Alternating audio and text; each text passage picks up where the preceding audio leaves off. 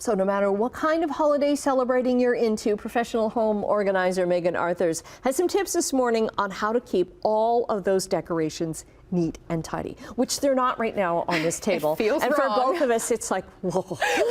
We're twitching a bit, but we'll be fine. We'll be okay, we'll be okay. So the first thing you want to do is a deep declutter and purge. And you want to do this because I know in a lot of households, there's lingering decorations that, let's just say, never make the cut. They don't actually get put on display for numerous reasons. Maybe we're outgrown them, maybe they're ripped and torn, maybe it's too much work. So you really want to go through your decorations and purge. And the best time to do this is actually when you're celebrating that season and you're taking down the decor, because you have a fresh mind as to what you put up, what you didn't put up, and then you can actually see your storage bins and say, didn't put those up again this year. Maybe it's time to pass them on. So if you went all out for Halloween this year, maybe tomorrow or this weekend is the time to kind of go through the Halloween decor, but save the Christmas stuff, the holiday stuff, maybe for after January. Ideally, yes, that's the way you want to go. And then our second step is really simple, really straightforward. You're just grouping holidays and themes together in piles so you can really see what you have. So all of your Halloween decor together, maybe your Easter decor, your Thanksgiving or Christmas decor, really so you can see what's on the go, how to store your items, and the quantity of decor that you really have. Okay, because maybe, I've got doubles of these, and why do I keep buying these lights when these don't work? Right? Exactly, right, yes. And then let's chat about storage. So of course, when it comes to storage, bins and boxes work great, but some items are tricky to store. So items like wreaths, for example. So here I have an organizer that's actually made to store wreaths. It's a rather large one. So it's a really big one. Yes, you could almost fit 2 or 3 in here. What I like about it is that it can hang. So you actually want to take the trickier items and try and think vertical. See if you can hang them maybe on your basement wall, a storage wall.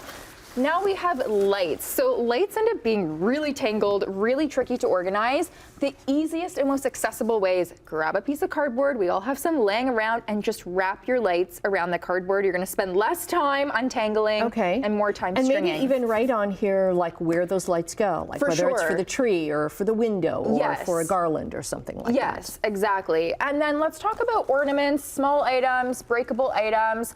So people tend to keep them in their individual boxes. I like buying bins and containers that have little inserts in them so they all have a little home. I just find it so accessible to like take a big bin with all these little containers in it and just take it to the tree or take it wherever you need it. Because what I do, so I've got boxes and bins and things, and everything's all wrapped up in tissue paper, and I have to take every single one out. This is a great idea. And that's, I mean, you could make those little dividers yourself, Totally, yes. You could totally do this at home yourself.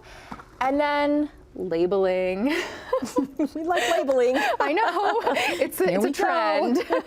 So obviously most people do label their bins. However, when it comes to decor labeling, I actually recommend labeling your bins like you would label a moving box, like as if you were moving. So whatever room the decoration actually goes in, I find really handy, because you can literally just take the bin and it says dining room Christmas decor. You bring it right to the dining room.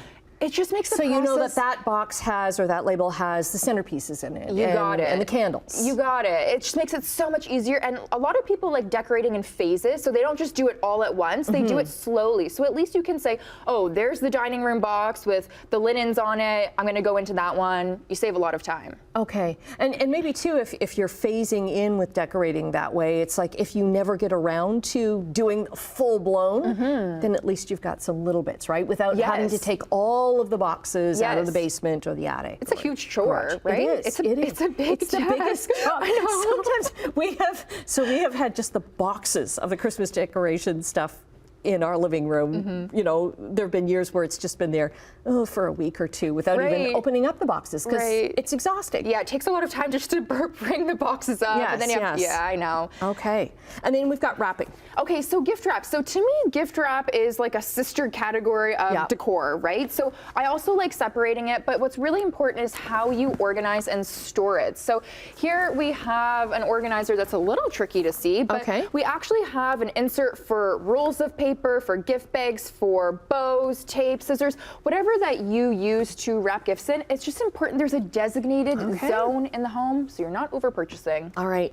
I think we're all set for whatever holiday you celebrate. Any holiday. Thanks very much. We'll get all your socials up on our website. Thank you.